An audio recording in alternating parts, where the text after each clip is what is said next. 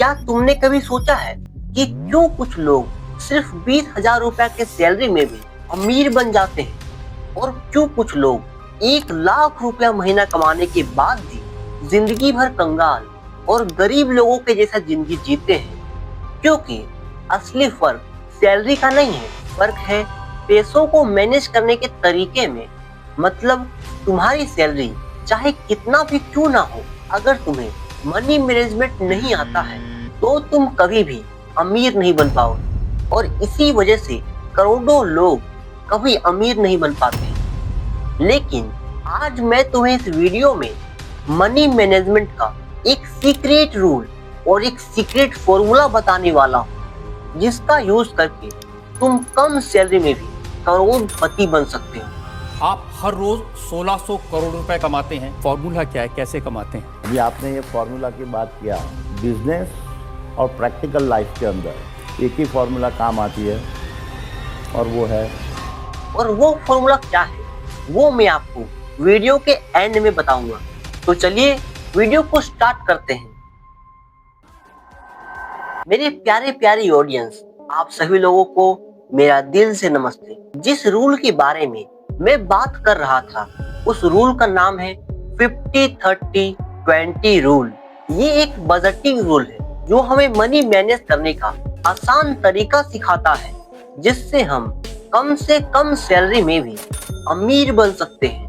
तो रूल का पहला हिस्सा है 50, यानी आपको अपनी इनकम का 50% नीड्स यानी अपनी जरूरत की चीजों में खर्च करना है। मान लो कि तुम्हारा सैलरी 20,000 रुपया है, तो इसका 50% यानी कि 10,000 रुपया तुम्हें अपनी जरूरत की चीजों में खर्च करना है। तो अब जरूरत क्या है? तो वो चीजें जिसमें खर्च के बिना हमारी जिंदगी जीना असंभव है। उन चीजों के खर्चे को जरूरत कहते हैं, जैसे घर का रेंट, बिजली बिल और रोटी, कपड़ा, मकान आदि। टिप: बस प्रॉब्लम ये है कि बहुत से लोग जरूरत के नाम पर लग्जरी चीजें खरीद लेते हैं, जैसे ब्रांडेड चीजें, शूज, कपड़े आदि। लेकिन ये खर्चे तुम्हारी जरूरत नहीं है, बल्कि इच्छा है, और दोनों में फर्क है। इसलिए नीड्स में अपनी इनकम का 50% से ज्यादा पैसा खर्च ना करें। अब इस रूल का दूसरा हिस्सा है 30, यानी आपको अपनी इनकम का 30% अपने वांट्स यानी चाहत में खर्च करना है। अगर तुम्हारी सैलरी 20,000 रुपया है तो उसका 30% यानी कि 6,000 रुपया तुम्हें अपने चाहत की चीजों में खर्च करना है। अब चाहत क्या है? यानी कि वो चीजें जिसमें खर्च के बिना हम अपनी जिंदगी बहुत आसानी से जी सकते हैं, लेकिन हम अपनी जिंदगी को अच्छे से एंजॉय करने के लिए अपने एंटरटेनमेंट के खातिर हम उन चीजों में पैसा खर्च करते हैं। उसे वांट्स यानी कि चाहत कहते हैं, जैसे अपने फैमिली के साथ रेस्टोरेंट में डिनर करना, शॉपिंग करना, ट्रेवलिंग और हॉलिडे एंजॉय करना, मूवीज देखने जाना, और अपने हॉबीज जैसे singing, dancing, gym, yoga classes में पैसा खर्च करना, कोई लग्जरी मोबाइल या गाड़ी आदि खरीदना आदि। ये सब तुम्हारी चाहत वाले खर्चे हैं। टिप: अपने वांट्स यानी अपने चाहत को कंट्रोल में रखें। अपने इनकम का 30% से ज्यादा पैसा अपने वांट्स में खर्च ना करें। अब आते हैं सबसे लास्ट और सबसे इम्पोर्टेंट हिस्सा में, जिसका नाम है 20, यानी आपको अपनी इनकम का 20% हिस्सा सेव करके उन पैसों को इन्वेस्ट करना है। अगर तुम्हारी सैलरी 20,000 रुपया है तो उसका 20% यानी 4,000 रुपया तुम्हें इन्वेस्ट करना है।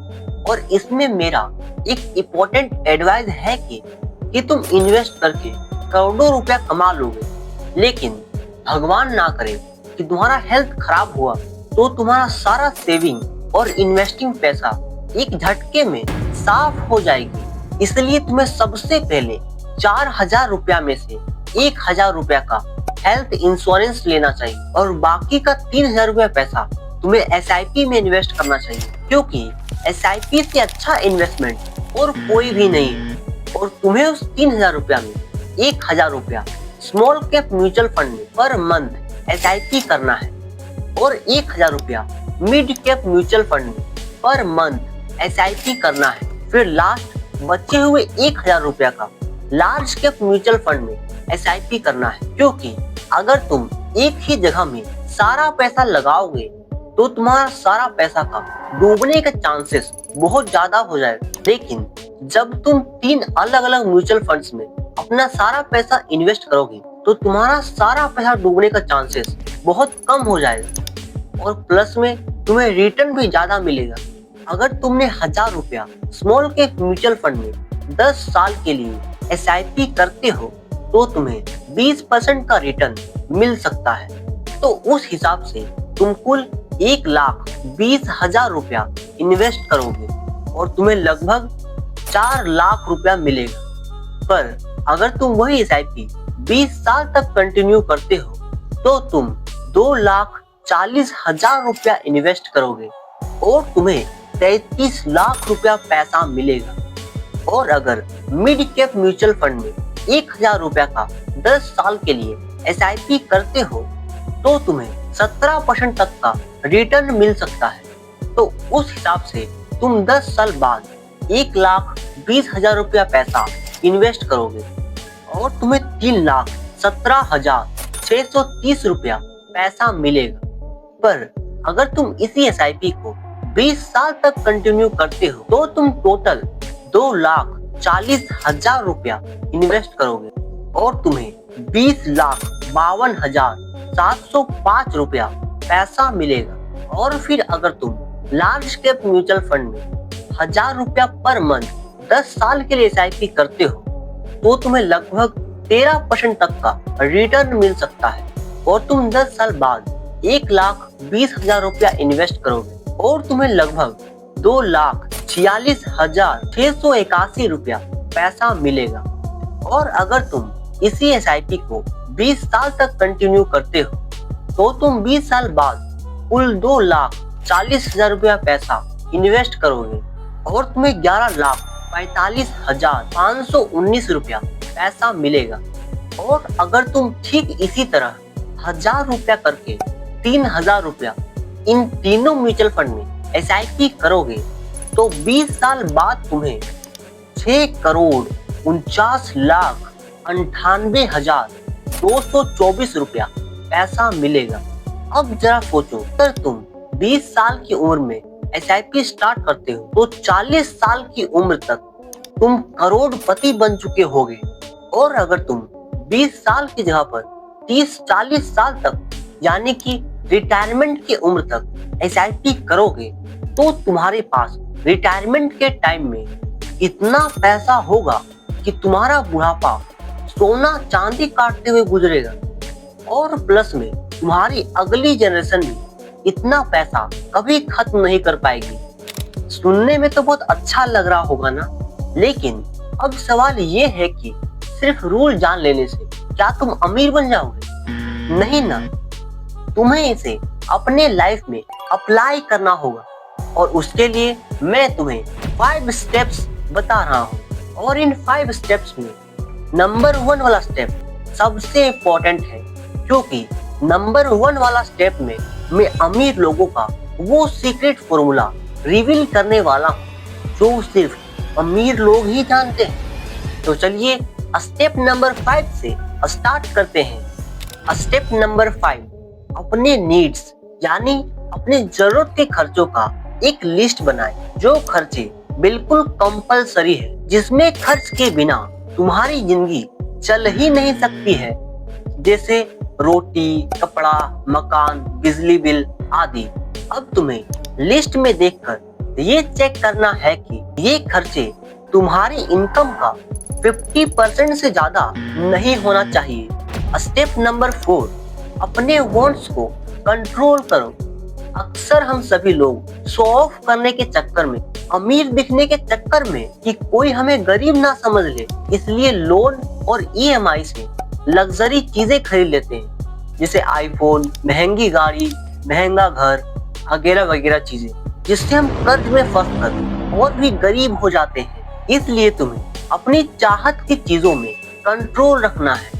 अपनी चाहत की चीजें जैसे शॉपिंग, हॉलीडेज और लग्जरी चीजों का लिस्ट बनाओ और लिस्ट से देखकर ये चेक करो कि ये खर्चा तुम्हारी इनकम का 30% से ज्यादा बिल्कुल भी नहीं होना चाहिए। स्टेप नंबर 3, अपना सेविंग और इन्वेस्टमेंट पैसा फिक्स करो।